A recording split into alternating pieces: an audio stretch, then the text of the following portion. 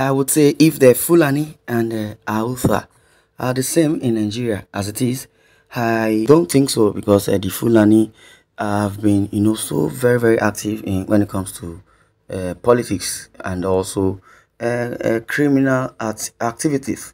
Because we say the Fulani people are the ones, perpetrating evil, and it might not be a breaking news now, but this is to say that Hausa group calls for Buhari's resignation, and says President Fulani bandits and attack Sunday Igboho and Nnamdi Kanu, because that is not the problem of Nigeria. As it is, as Hausa group calls for Buhari resignation. Yes, according to what I said earlier, that I don't know if Fulani people and the Hausa are in good terms, because as it is, I believe the Hausas have been left alone, and most of the sensitive position and the parastatals have been given to Fulani kinsmen, just because Buhari is from that clan. Either he was born in Niger or a counterpart, or rather maybe he was born in Nigeria, claims Fulani rather. That means he's a dual citizen of Niger Republic and also Nigeria as a republic.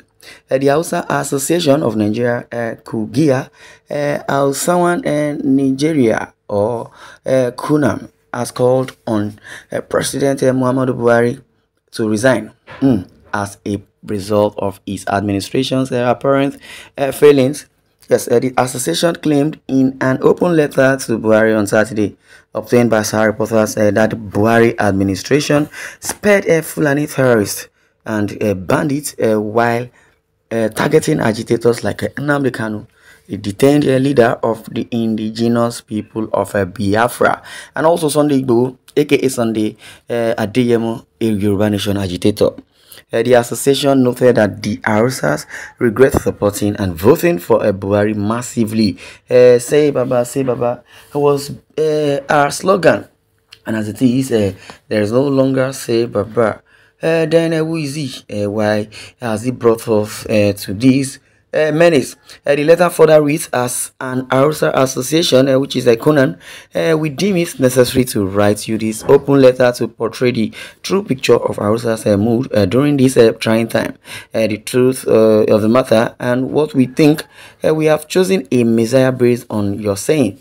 We are going to secure this country. We are going to manage it properly. We will continue to improve the security situation, economic, and fighting corruption. But it turned out to be, fictitious.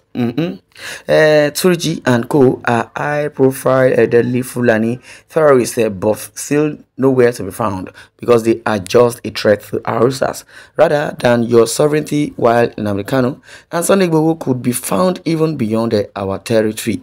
The most basic obligation you were bestowed upon with as a president when you were sworn in is to protect lives and properties, but under your watch, hundreds, thousands, if not millions of atrocities and genocide were carried out on Hausas. Our people are always incarcerated, killed, while our mothers and daughters are murdered in cold blood, being raped mercilessly without tangible reason. And also measure to tackle the menace. On so many occasions, we have bragged to crush the Buhari has bragged to crush the bandits, and also proclaimed to take necessary actions, but all in vain. Yes, it has been in vain, because so many atrocities have been committed. And meanwhile, that is deceit to power. And when you say you want to do this and you do that, at the long run, you eventually didn't. And that is so disappointing to the people of Nigeria. Yes. Nobody, I said nobody has ever, won against those Fulani. Even they will claim, responsibility of attacking one or two entities. Nobody says anything. Buhari keep mute. But when it comes to Fulani, being, maltreated, they will come out. You start hearing the presidency say, President Muhammadu Buhari, apologize, sympathizes, do this, do that, and all that. If possible, he will run down to the scene just because they are Fulani. I don't know what they really want. I don't know what narrative they are portraying. The bandits are matured to dictate to our collective population because of our empty threat. It has been happening forever, over 5 years, and these terrorists are known as, we have been seeing them on social media and many occasions with Igumi, even with 7 governors, yet they could not apprehend and also deal with them. The answer is one, because they are not a threat to this administration, while those that seem to be a threat are already in jail. Nnamdi Kanu and Sunday Igboho. Well, I would say, in other words, let me say, Damatol, when you use it, it affects either the eye, or depending on wherever you put it in your body, definitely you're going to feel some soothness later, but at the long run, the first time you would not want to venture into it. That is what it is. The Hausas, I would say, I really blame them a whole lot. When you were using Damatol to rub your body, you don't know it to prepare you, and you don't know it to subside. Basically, you have kept quiet for a longer time. You knew quite alright that these Fulani herdsmen have been perpetrating evil even before they got to the south. The troop that usually come to Lagos every day, it's at least 20 bikes. They would rush all the way down from northern part of the country down to Lagos. I even saw some yesterday. The trailer that they use in conveying cows all the way from the north to the south. They would jump into that trailer with that same cow and their machine, which is the Bajaj, the Okada. They will jump into it, they will bring it to Lagos. They were intercepted, but notwithstanding, I would say a raw minister of information named them just an ordinary criminal. That what I really mean is that the bandits have been named or prescribed terrorists.